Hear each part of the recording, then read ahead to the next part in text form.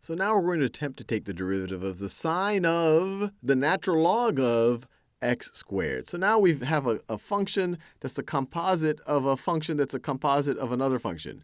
So one way you could think of it, if you set f of x as being equal to sine of x, and g of x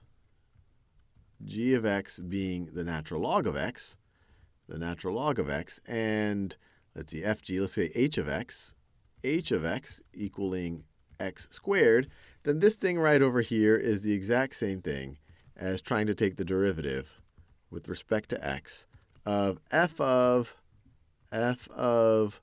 g of h of x. And what I'm going to do is kind of think about it how I would do it in my head without having to write all the chain rule notation. So the way I would think about this, if I were doing this in my head, is the derivative of this outer function of f with respect to the level of composition directly below it. So the derivative of sine of x is cosine of x.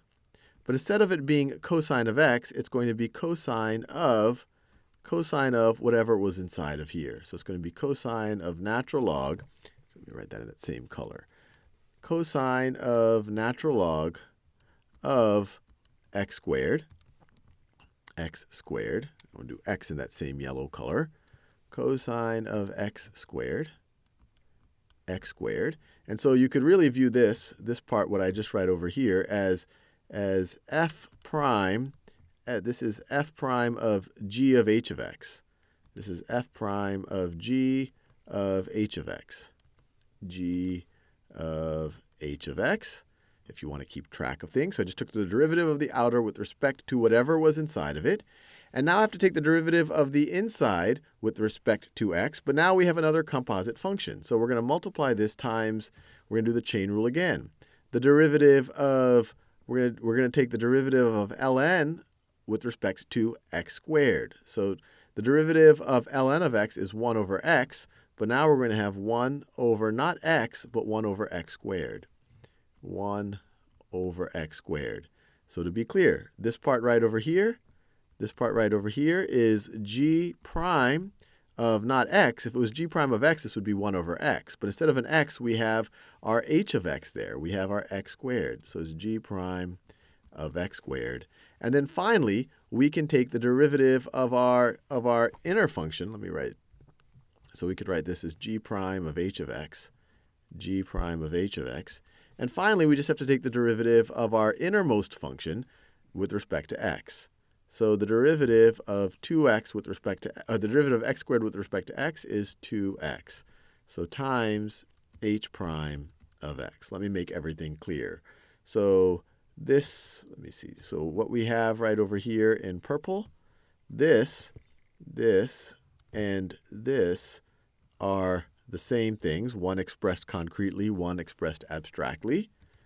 This, and this are the same thing, expressed concretely and abstractly. And then finally, this and this are the same thing, expressed concretely and abstractly. But then we're done. All we have to do to be done is to just simplify this. So if we just change the order in which we're multiplying, we have 2x over x squared. So I can cancel some out. So this 2x over x squared is the same thing as 2 over x. And we're multiplying it times all of this business. So we're left with 2 over x. This goes away.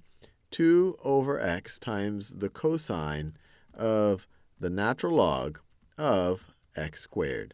So it seemed like a very daunting derivative, but we just say, okay, what's the derivative of sine of something with respect to that something? Well, that's cosine of that something. And then we go in one layer. What's the derivative of that something?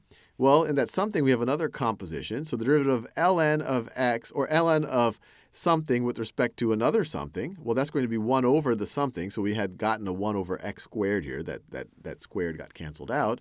And then finally, the derivative of this innermost function. It's kind of like peeling an onion. The derivative of this inner function with respect to x, which was just 2x, which we got right over here. This was 1 over x squared. This was 2x before we did any canceling out. So hopefully that helps clear things up a little bit.